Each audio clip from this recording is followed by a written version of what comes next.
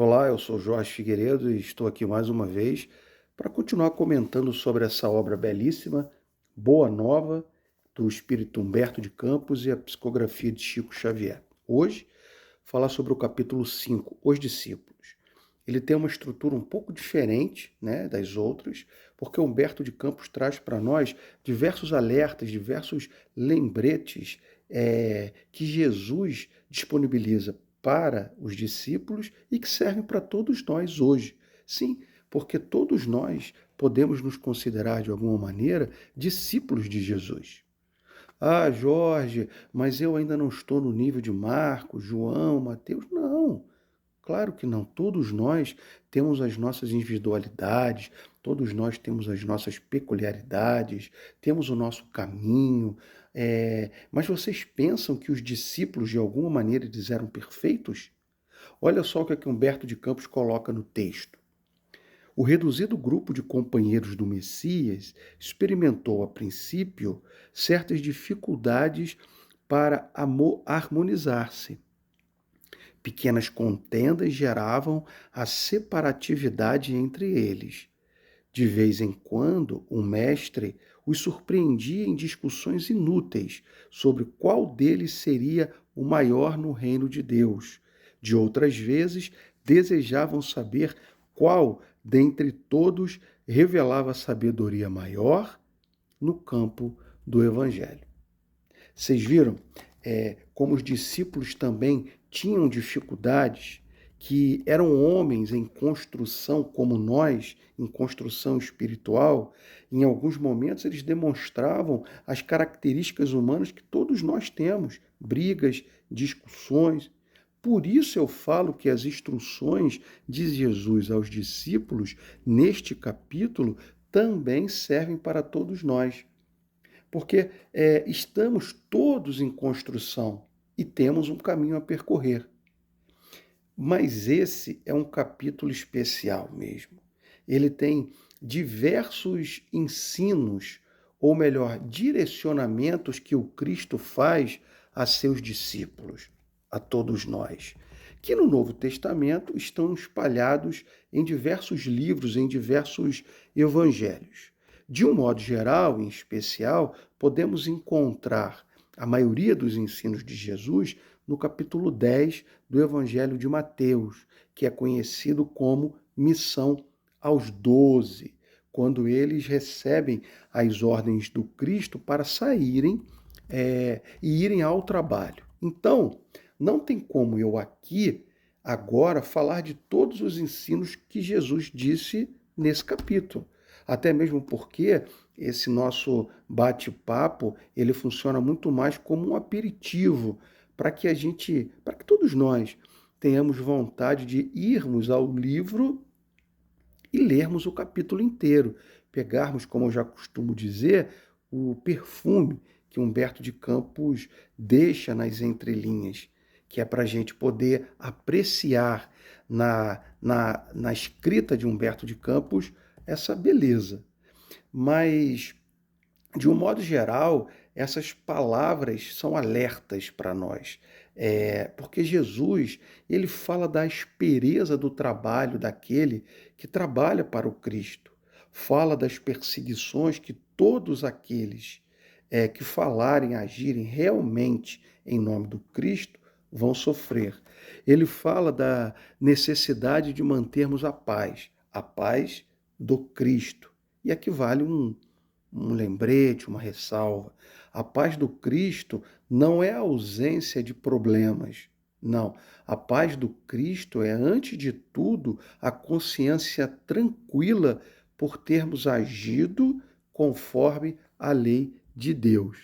E nessas ordenações do Cristo, Humberto de Campos coloca uma assim: o que vos ensino, em particular, difunde-o publicamente, porque o que agora escutai aos ouvidos será o objeto de vossas pregações acima dos telhados. Devemos difundir o conhecimento recebido com aqueles que circulam e façam morada em nossos corações. Nossa jornada ela é sempre pessoal, individual, mas o sucesso ele só vem com a comunhão, com a coletividade. E por isso o Cristo buscou deixar discípulos. Por que deixar discípulos? Para que tudo aquilo que ele disse naquela época pudesse reverberar até o dia de hoje e depois de hoje, para o futuro. Mas antes das palavras, é preciso que todos nós possamos agir como Cristo, que todos nós sejamos um evangelho vivo aonde estivermos. Francisco de Assis dizia que nós devemos pregar o evangelho e, se preciso for, usar palavras. Então, muito mais do que repetir os ensinos do Cristo em palavras, é preciso que a gente introduza esses conhecimentos e ensinos do Cristo em nossas vidas, para que a gente possa se tornar um evangelho aonde estivermos, nos nossos exemplos. Humberto de Campos, nesse capítulo, nos conta que após essa fala do mestre, essas recomendações de Jesus, todos os corações ficaram em silêncio, como se esperasse aquelas palavras, aqueles ensinos, fizessem a morada devida no cantinho do coração e na consciência de cada um deles. Era como ele colocou, um momento de uma nota íntima de alegria e de esperança. E esse silêncio foi quebrado por quem? Esse silêncio foi quebrado por Judas. E Judas tinha uma preocupação. Qual era a preocupação de Judas? Dinheiro. Judas estava preocupado como eles iriam colocar esse plano de Jesus em ação sem dinheiro, sem condições para ir à frente com a obra. Jesus intimamente já sabia da missão e das provas que Judas deveria passar, mas como um pai ainda dá palavras de apoio sincero, porque na própria fala do mestre, Jesus já tinha alertado, quando tinha falado na missão aos 12, para que eles tivessem apenas o cuidado de levar consigo o necessário. Quando ele fala, não ajunteis os supérfluos em alforjes, só leve uma única túnica. Enfim, Jesus discorre sobre a necessidade de se manter apenas consigo a mente no necessário. Mas Judas não estava com a mente nas palavras do Cristo. Ele não estava entendendo, não estava conectado com Cristo quando Cristo estava falando essas palavras, esse alerta aos 12. Então, ele estava preocupado ainda com a materialidade. E Jesus diz assim para ele: tem cuidado com a tentação das posses materiais. Organiza a tua bolsa de cooperação, amigo, e guarda-a contigo. Nunca, porém, procures o que ultrapasse o necessário. Quantas vezes nós ficamos perdidos em seguir as orientações do Cristo, porque não nos conectamos realmente com aquilo que ele está nos dizendo. E o Cristo continua. Depois que Judas recolhe algumas moedas entre os seus próprios companheiros, os próprios discípulos, cada um dá o que tem.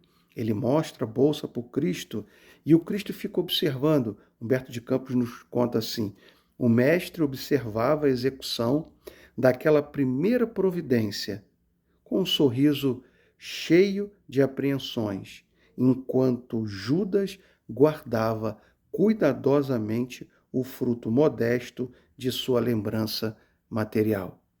E o Cristo termina assim: sim, Judas, a bolsa é pequenina, contudo, permita a Deus que nunca sucumbas ao seu peso. E eu deixo para que a gente possa pensar quantas vezes não prestamos atenção ao Cristo, aos seus ensinos. Quantas vezes nos deixamos cair por pequenas bolsas.